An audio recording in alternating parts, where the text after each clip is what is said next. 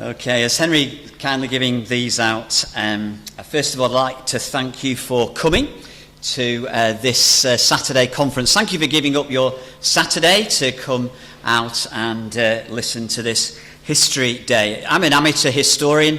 I didn't like history that much when I was younger, but when I became a Christian at the age of about 19 or so, history just came alive to me.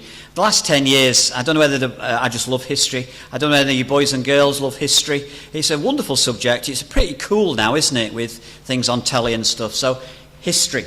I stand on the shoulders of others, and I hope that today is going to be fun, entertaining, instructive, and of interest. I've got a few books I'll leave over there, not for you to take, but for you to take pictures of that might excite your interest in history, and especially this period of time. Henry, as my class monitor, has just been giving out those things. I'll own up, I got this online, I just haven't got the skills or time to work out any form of timeline. So it's from some Key Stage 2 thing, I think, I'm not sure. But it's just a general timeline of the 1600s. And the three men we're looking at today are from the 1600s in Stuart, England. On the left is an overview of James was the king, following the death of Elizabeth I. James is famous for King James' version of the Bible, the Gunpowder Plot. The period ended with the death of Queen Anne in 1702. She came to the throne. 1714 she died. James I was a Protestant, and his reign is most famous for the Gunpowder Plot. I would also say for the Pilgrim Fathers, 1620. Then his son Charles I, we're going to hear a lot about this morning, led the country into a civil war. And just below are some key terms about the Civil War, which this teacher obviously wanted to teach their kids. Notice under the Puritans, I've scribbled out what the teacher put, because it put something about like being miserable or something. The Puritans were scripture-driven, spiritually disciplined believers. I've got a book down there I'll show you about the Puritans. The Puritans are great people. During the Civil War, people like Cromwell, followed by the period known as the Commonwealth, where there was no monarch ruling, 1650 to 1660. Oliver Cromwell was Lord Protector and famously banned Christmas. I've crossed that out. It's a debate as to why they did, but he's not. He loved dancing. He wasn't a killjoy. The restoration of Charles II saw the Stuarts return to the throne under the merry monarch Charles II, boo hiss. This period is best known for the Great Plague, and then the Great Fire, Pudding Lane. In 1688, powerful Protestants overthrew James II, replaced him with the Glorious Revolution, William and Mary of Orange, let's cheer. The Glorious Revolution, and then Anne. And on the right hand, the people in the middle are, some of them are important, some of them not, Oliver Cromwell obviously. And then on the right are some of the events that took place in Stuart, England, which we'll be hearing about. Hopefully you can keep that with you in the day, and etc. The 1600s were a great period of history. There were kings, there was a 10-year civil war. We chopped Charles I's head off. There was a 10-year republic, there was chaos, a cheating new king, persecution, fire, a plague, great evil and great piety. And we might think that we've been through turbulent times in the UK, if you're a UK person. We honestly, if you come from any other countries or you know about other countries, we have been not used to the chaos in the last 8 years. We've had Trump and Biden, and who next? Well, that's in America. We've had Brexit. Our Queen, which was quite gargantuan, wasn't it? Big. Maybe our religious freedoms being eroded. And then we had a plague. So we can learn lessons, can't we? We're going to look at three men, Kiffin, Owen and Bunyan. I am surprised at the power of biography. Next to my Bible, I think it's the best study reading material. Biography. Christian biography. It gives you a perspective on life and death. Hopefully today will inspire and instruct you, comfort, challenge you, make you cry, make you laugh. Maybe you go out wanting to know more. We might have hope for the future. We might learn lessons about talking to a lady yesterday from Azerbaijan, a missionary there, Christians being persecuted for gathering. Goes without saying that we're not going to indulge in hagiography. That means worshipping these men as holy and perfect. On the other hand, we're not going to indulge in hamartology, which is just a way of saying we're not going to study their sins, because, these men were great men, but sinners like us. So these three men we're going to look at are very similar men in theology, in family life, in suffering, especially in suffering. Pilgrims, preachers, Puritans, but some of them very different in education and wealth. And all the time, remember that these are them, you are you, I am I, and you are me, and whoever we are, we're all different. Okay, we're all different. You cannot be these men. But to speak of these three is to hold a candle to the sun. The first man we're going to look at, and I will set my stopwatch here, and I've just found this book, Henry, on the bookshelf of the church, is John Owen. So there he is. A book, Communion with God, John Owen. I am not going to do the awful thing that teachers do and ask how many of you have heard of John Owen, because it just means who's embarrassed. So I will not embarrass you. John Owen. The movie of John Owen would be a blockbuster. The backdrops of John Owen would be Oxford, Ireland, Scotland, London, Parliament, battlefields, secret meetings, two kings, Cromwell. His life is actually made for a movie. I don't know who would play Owen, but whoever it would, quote, need enough powder in their hair to fill 7 cannons. He loved to dress nicely. John Owen, scholar, shepherd, statesman, and scribe. I'm going to give you a flavour of his life. He's most well known for his writings today. There are 16 volumes that the Banner of Truth produce. I don't know if you've read them all. They are quite hard to read. You've got to read them out loud because they're quite dense, but they are like gold dust. Most famous writer of the three we're looking at today. People have called him the Prince of the Puritans. His great friend, Oliver Cromwell. Oliver is going to come in every talk. Oliver said, didn't he, in those words, paint me, warts and all. Well, in Owen's physical portrait, you can't actually see any warts. Looks quite handsome, doesn't he? But in his character, like everyone, he had his faults. He writes of himself, every kind of man has something to admire. Every kind of man has something to cause deserved displeasure. Therefore, he's a complex character, a sinning saint. We're going to look at this man. His life is strangely elusive. Bunyan and Kiffin did write some personal diaries and mention themselves. John Owen didn't. He writes, men are busy and not so far concerned, I am sure, in me. Isn't that lovely? So, his life in 4 S's. First of all, scholar, shepherd, then statesman, and then scribe, and he was a speaker. That's a 5th S. But first of all, a scholar. 1616, he was born. As Shakespeare died, John Owen was born in Oxfordshire, into maybe the most exciting times this nation has ever experienced. No one knows when he was born in 1616. He was the second son of 4 children, born to a reverend who was a Puritan minister in the Church of England with some Welsh heritage. Owen doesn't mention his mum in any of his writings. And about his childhood, if you read his works, you can pick up maybe one sentence. I was bred up from infancy under the care of my father, who was a painful labourer in the vineyard of the Lord. His family were evangelicals within the Church of England. They didn't separate from the Church of England. They didn't emigrate to New England. A painful labourer maybe means that his dad had to make a few compromises in order to stay in the Church of England. On the epitaph of his dad's grave, it's mentioned that his father was a theologian. From childhood then, John is educated. He's obviously got a big brain and works very hard. And he goes to Oxford at the age of 12. Gaining an MA at 19 in 16. 12 boys and girls. Goes away from mum and dad, as a lot would do, and maybe one day. In his youth, he had a most comely and majestic form. Here, this is what he did at school. At Oxford, a long jumper, a javelin thrower, and a bell ringer. In his thirst, though, for study, he admits he often only slept 4 hours a night. A bit like Henry. He seems to have regretted this in later life.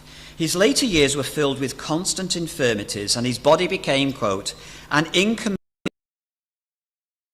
exertion of the Spirit in the service of God. So, guys and ladies, and sleep is good, but we should copy his work ethic. He was set to do a 7-year course for a Bachelor of Divinity. Wow. But in 1637, he saw maybe King Charles I and his wife on a walkabout tour of Oxford. Or that's what I like to think. But in 1637, at the age of 21, he leaves Oxford because of his conscience. Because for 20 years at Oxford, evangelical believers and churches had been under attack from Archbishop Laud, boo, hiss. And Owen is just perturbed at what's going on in the Church of England churches in Oxford. He writes, their paintings, crosses, crucifixes, bowings, cringings, altars, tapers, wafers, organs, anthems, rails, images, copes and vestments are Roman varnish and Italian dress for our devotion. The Church of England was still Roman Catholic, or he felt it was, or there. So he leaves Oxford and becomes a chaplain to a family. That gives him time to study, and he avoids controversy. Maybe that tells you a little bit about John Owen. Conscience, but clever in not courting controversy. The year 1644 is monumental. It is the civil wars began. The king versus parliament, Charles I versus Cromwell, parliamentarians versus cavaliers. Which side would you be on? His boss was a king's supporter. Owen's sympathies are with Parliament, with Cromwell, as many of the Puritans were with Cromwell. It also means that his rich uncle disinherits him, so he moves away to London, and London is going to feature a lot today. 1642 is a big year probably for his conversion experiences. We're not sure, he's 26, he didn't feel assured that he was a Christian. He'd come from a gospel home, he'd studied the Bible, he'd studied theology, he's writing a theology book. But it seems for 9 years he lacks assurance. Am I saved? He maybe spends 5 years of darkness and melancholy, unsure, is he a Christian? Is that you? I don't know. Some of us don't experience that. One Sunday morning, though, in London, he goes with a cousin to hear the famous Puritan Edmund Calamy at St Mary's Church, Alder Manbury. How disappointing, though, because the famous preacher isn't there. His cousin suggests to leave, but Owen wants to stay. An unknown preacher stands and announces his text. Jesus says to me, why are you fearful, O ye of little faith? It proved to be the message that God knew Owen needed to hear. From that sermon on, John experienced the love of God shed abroad in his heart, enjoyed a new assurance he was a child of God. And was that conversion? I don't know, was it renewal? That sermon made a great impression upon him, and he wrote a lot about spiritual experience in his life. That's an encouragement to you if you're an unknown preacher. The man that has never been named. Do you know that John Owen tried to find that unknown preacher to thank him, but never found him? It's like the story of Spurgeon as well. So if you're an unknown rubbish preacher, God could actually use you to save a giant like Owen. Before and after this encounter, he was finishing his first book in 1643. He said, it's the undigested issues of few broken hours, too many causes, in these furious, malignant days, continually interrupting the course of my studies. They wrote very well, didn't they? His literary agent wanted to call it Arminianism Attacked. He called it a display of Arminianism being a discovery of the old Pelagian idol free will with the new goddess contingency, advancing themselves into the throne of God in heaven to the prejudice of his grace, providence and supreme dominion over the children of men. It's a snappy title, isn't it? It's very snappy. And so, 40 years of published writing in a crazy life of busyness. A scribe, a scholar, and now a shepherd of God's people. He went to Kent, and then this is 1640s, civil wars going on. He goes to be a shepherd of a flock. And it's out in Essex, in Colchester, near Southend. at Fordham. Have you been, Chandy? No, do you know? I know. There's a barn there, Thingy's barn, Owen's barn. He was appointed by the Parliamentary Committee of Religion to the parish of Fordham, a village near Colchester. As you know, Essex was as a parliamentary Puritan stronghold, and still is, probably. He signed the church register on the 16th of July, 1643. John Owen, pastor.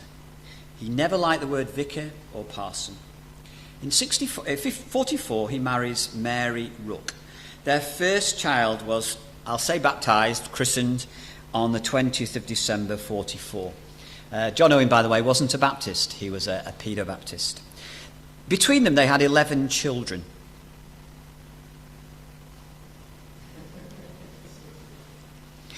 We have one reference to a son called Matthew, the melon thief. The melon thief. In a letter to a friend, he says, "Our musk melons are ripe. Witness that I have sent you one. I would have sent more, but you know Matthew, who's nicking the melons." This is very moving. Do you know people have experienced loss of children in their lives? Maybe you have. And no one ever makes, it's just such a sad loss to lose a child, whether miscarriage, stillborn, early life. John Owen, 10 children, all die before he dies. A girl survived and married, so 10 children die in childhood, and a girl survived and married, but married unhappily. She returned home and died of consumption. There's no mention of Mary, his wife, or their suffering in his writings. Remember this shadow of death as we hear about his life and his writings. John Piper, famous American writer, says this: "Just knowing that Owen the man walked in the valley of the shadow of death most of his life gives me a clue to the depth of dealing with God that we find in his works. God has his strange and painful ways of making his ministers the kind of pastors and theologians he wants them to be." So just imagine babies' funerals and think of John praying secretly, clinging on to the fact that God is sovereign. The Fordham church grew in 1643. John felt that not many were helped by his ministry. He visits house to house, he catechizes, he suffers. A young daughter is born, Mary. 3 weeks later, she dies. In 1645, he was removed from the church. A patron who owned the church didn't like him, and he moved to a nearby church at Coggleshall, a mega congregation of 2,000 people. Remember, though, people were under compulsion to go to the Anglican church in those days. At this point, he's an obscure shepherd. But because of the times in which he lived, he now becomes more prominent. The First Civil War ended in victory for Parliament at Naseby in 1645. By invitation, he often preaches to Parliament. Imagine that today. He preaches to Parliament on the monthly fast day. The last Wednesday of each month, Parliament would fast. These sermons of a 30-year-old pastor are perhaps more influential than we think on setting the tone for the next 15 years. In those sermons, Owen often expresses the view that success in battle meant God's blessing. He preaches, "God came from Naseby and the Holy One from the West."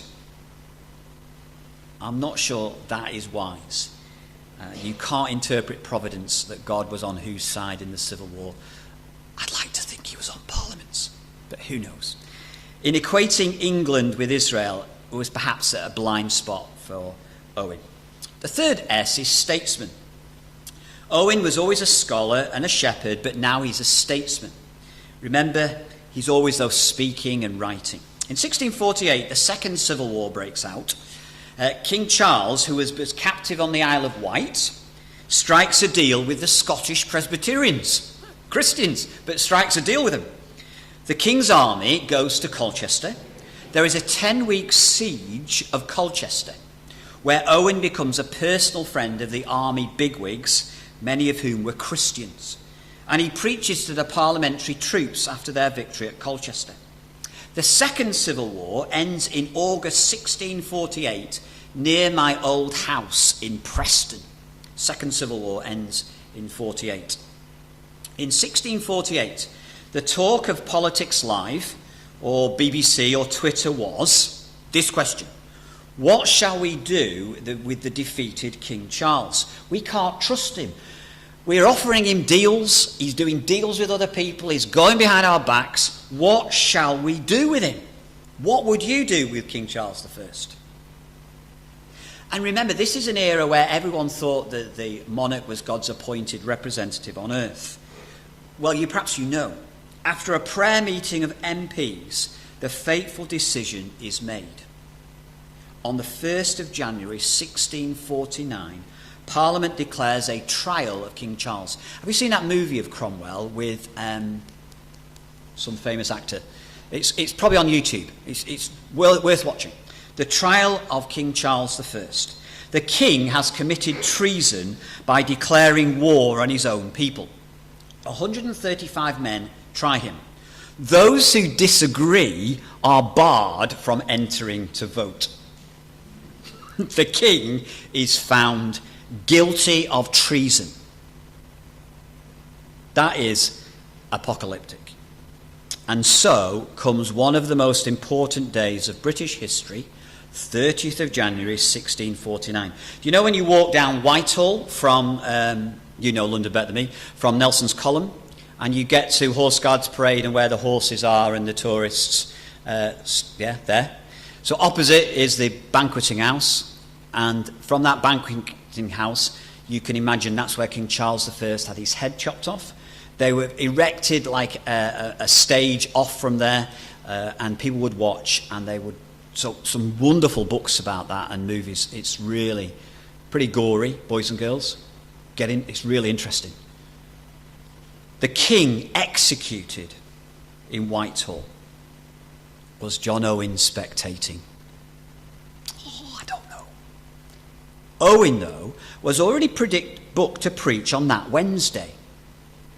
His fast day sermon. It was delayed a day, but on Thursday, the day after the king's execution, John Owen preached a sermon to Parliament. Imagine the eeriness. You know the eeriness after Brexit? That's the biggest thing we've lived through, isn't it, really? We've just executed the monarch. Pastor John Owen, 32 years of age, he's been up all night. His sermon was, quote, a hasty conception, and like Jonah's gourd, the child of a night or two. Just like this paper. No. The sermon had a cool title, Righteous Zeal Encouraged by Divine Protection, from Jeremiah 15, 19 and 20. It's a very clever sermon. You can still read it because there is no real mention of the execution. You and I would have been, if he had preached about Lady Diana's death, you'd have been mentioning it, wouldn't you? He doesn't mention it, but encourages the new regime to be godly. Did he approve of the execution? We can only guess. Probably yes. On the 19th of April, he preached again, the shaking and translating of heaven and earth. He really wanted a godly parliament. Oh, that it might be the glory of this assembly, above all assemblies of the world, that every ruler in it might be a sincere subject in the kingdom of the Lord Jesus. 1649 to 1660, what we call the Commonwealth. Many of the MPs were Christians. They fell out. It was sometimes very chaotic.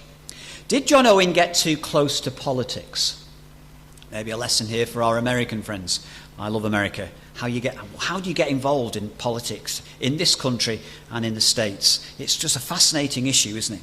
Politics and religion, though, in those days were closely entwined. On the 20th of April, 1649, he begins his friendship with Oliver Cromwell. John Owen goes to meet a general. While waiting for him to arrive, Cromwell enters the house. Cromwell walks over to Owen, places his hands on John's shoulders and says, "Sir, you are the person I must be acquainted with." Owen humbly replies, That will be much more to my advantage than yours. Cromwell replies, we shall soon see that. It's one of a mutual respect and fellowship in Christ. I sincerely believe Oliver Cromwell was a born-again Christian. But Owen speaks to Cromwell, I have received from you daily refreshment and support, which my spirit is taught to value. They spent hours together talking about the deep things of God. Owen said of Cromwell was the wisest and most gallant of all men whom this age, rich in heroes, has produced.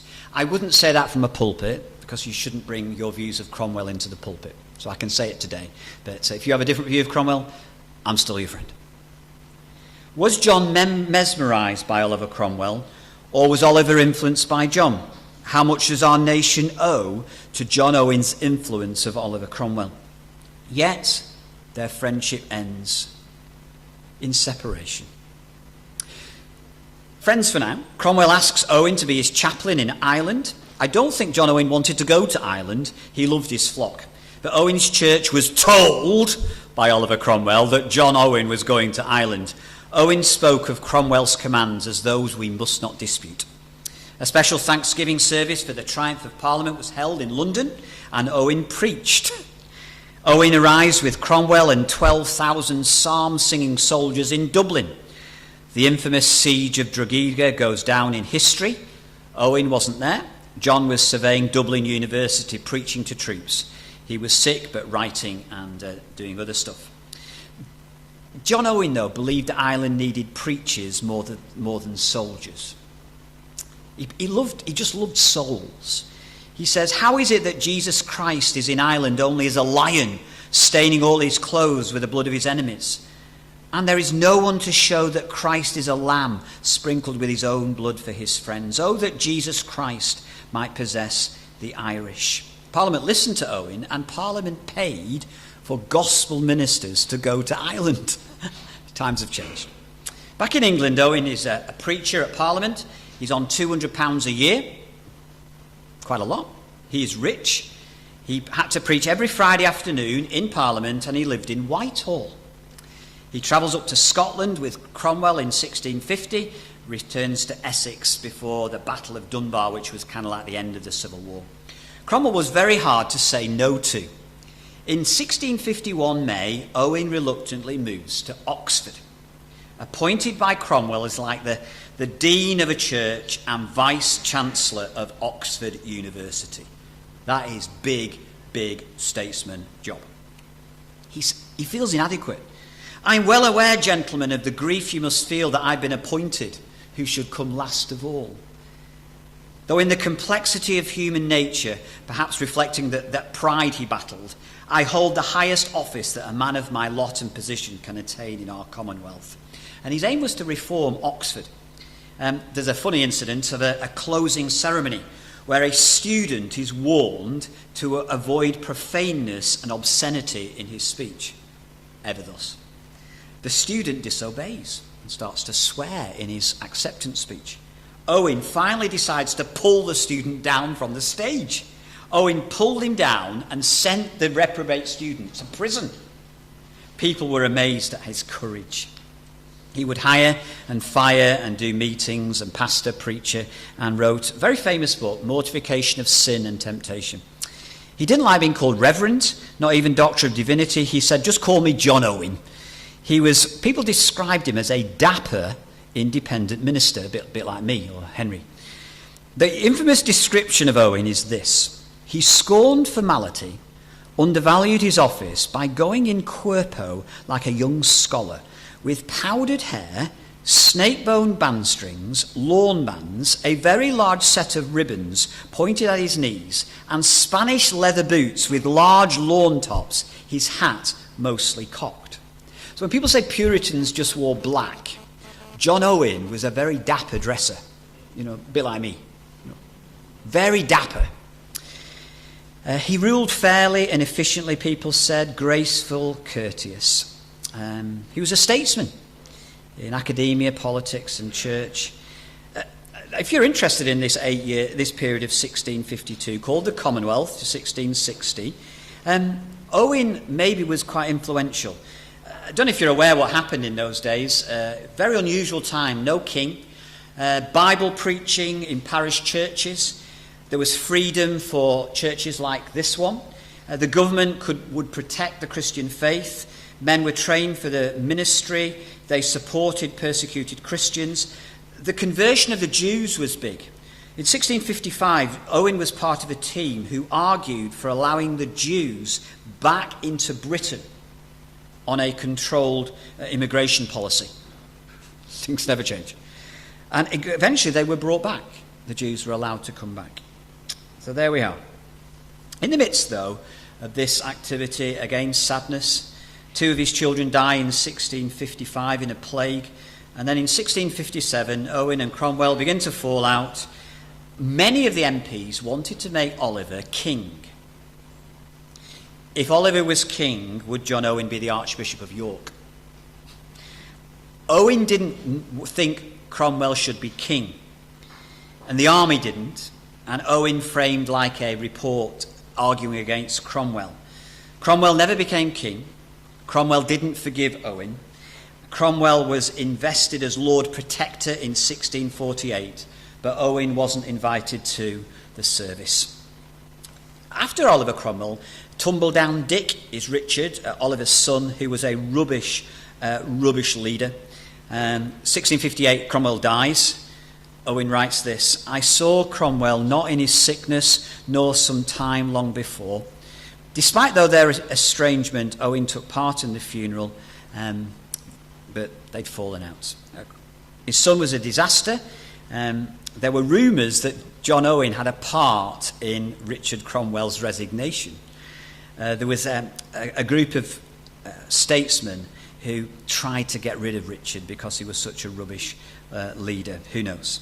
It was very exciting stuff. Owen was part of this little intrigue. It was like all the stuff that's gone on with the Tories and Labour and Brexit and all that. So Owen's part of it. He's down in London. Just an interesting fun fact. The next time you're on the Strand and you just gone in McDonald's or whatever and then go up, you know the Savoy Hotel? Some of you probably lunch there. The Savoy Hotel, there's a plaque. Okay, that's where the Savoy Confession was, and it says it on the plaque. John Owen was instrumental in the Savoy Confession in 1650s, 60s. So you can see that plaque and you can think John Owen was here. Finally, Scribe, 1660 to the end of his life. He was always a scholar, always a shepherd, always a statesman, and always a writer scribe. Do you know how many words he quilled with his pen, or penned with his quill, or with a quill pen? 8 million words. 8 million words, boys and girls. That is a lot of words. Writing, not with a typewriter. Well, it's not a typewriter, computer. 8 million. But John Owen said, about 83 publications.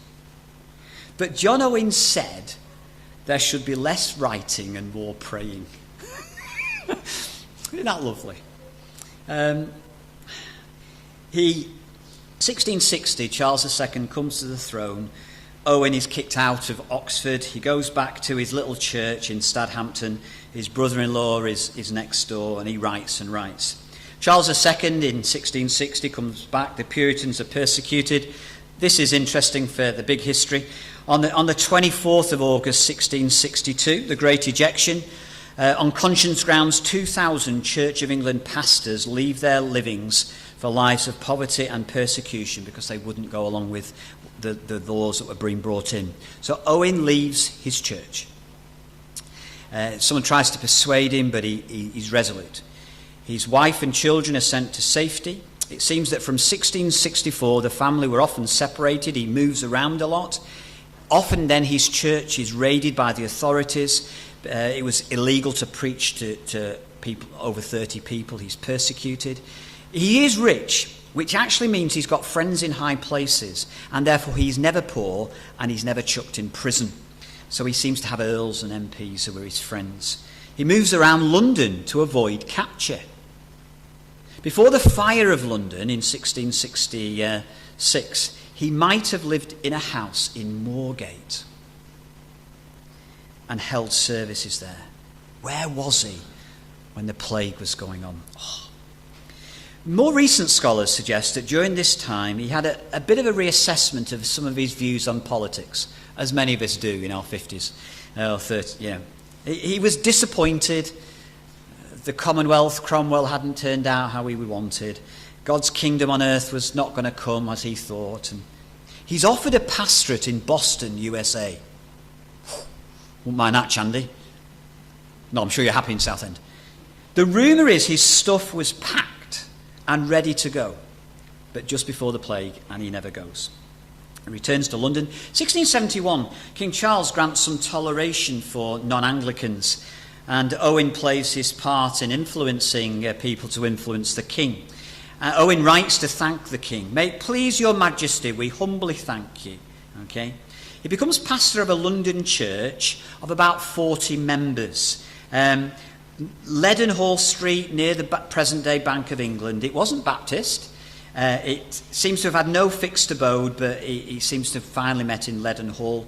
It was a church of posh people and poor people.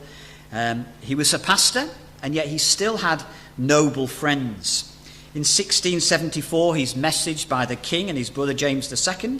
Charles gives him 2,000 guineas to help suffering Christians. Owen liked to help people who were suffering. One of his letters ends by asking for a piece of venison to be sent to a suffering poor believer. Owen tried to use his influence to get John Bunyan out of prison. But that didn't work. So actually Owen took Pilgrim's Progress to his publisher in London and got Pilgrim's Progress published. Wow. Charles II once asked John Owen why he, a boffin, a clever man, a scholar, listened to Bunyan, a poor, uneducated tinker, preach. John Owen said to Charles II this: "Could I possess the tinker's abilities for preaching, please your majesty, I would gladly relinquish all my learning." Better to be a preacher than a scholar. Owen was just known by pastors all over London. He seems quite sociable, even though he loved writing and studying. One London pastor said that Owen was one of the two most loving friends he had in London. Here we go, we're near the end. In 1676, his first wife died. He writes, "An excellent and comely person, very affectionate towards him, and met with suitable returns." 18 months later, as they were wont to do, he remarried Michelle, a rich widow. There's another little funny scene before we get to his death. He's travelling along in a horse and buggy in London. He's obviously a very rich guy. One day his buggy was stopped by informers who tried to catch Puritan preachers. They got violent, but providentially a judge was passing who dismissed the hooligans, and Owen was never charged. Well, he dies at the age of 67 in 1683. Here we go. You think you're ill. He suffered from gallstones, severe asthma, liver problems, kidney problems. Some suggest he had a depressive and he was a hypochondriac. I would be with all those ailments, I think. Unable to preach at times, but he carried on writing till near the end. He has 8-volume commentary on Hebrews. I've never read it. He says this, he finishes it, "Now my work is done, it is time for me to die." He lived in Kensington, West London, and then the quiet village of Ely. He writes on the day before he dies these words: "I'm going to Christ, who my soul loves, or who rather has loved me with an everlasting love. This is the whole ground of my consolation. I am leaving the ship of the church in a storm, but while the great pilot Christ is in it, the loss of a poor under-rower will be inconsiderable." On the morning of his death, 24th of August 1683, a friend, William Payne, came to give him the good news that his last book has been published, Meditations on the Glory of Christ. He says, "I am glad to hear it, But oh, brother Payne, the long wished for day is come at last, in which I shall see that glory in another manner that I have ever done or was capable of doing in this world. And so he dies, 24th of August, 1683. On the 4th of September, his body is taken from St. James to Bunhill Fields. A procession of carriages of at least 67 nobles and gentlemen and ordinary folk in the crowds come. But no children and no grandchildren to survive him. His assistant, David Clarkson, preached just after the funeral. And in that sermon he writes, Owen was, quote, a great light, one of eminency for holiness, learning and pastoral abilities. He was a complex man, as you and I are, a flawed man. Any man like him doing what he did when he did, who would not struggle with being proud, ambitious, bossy, angry, manipulating? And yet, when you read him, God-centered, Christ-exalting, Bible-saturated, suffering-homed, church-committed, sin-fighting, holiness-loving. A crazy, though, busy life. But, quote, God gives us enough time for all that he requires of us. He's a scholar, a shepherd, a statesman, a speaker, and a scribe. But let us end by meditating not on Owen, but on Owen's dearest and best friend, the Lord Jesus. The Lord Jesus Christ, quote, is our best friend, and before long will be our only friend. I pray God with all my heart that I may be weary of everything else but this, converse and communion with him.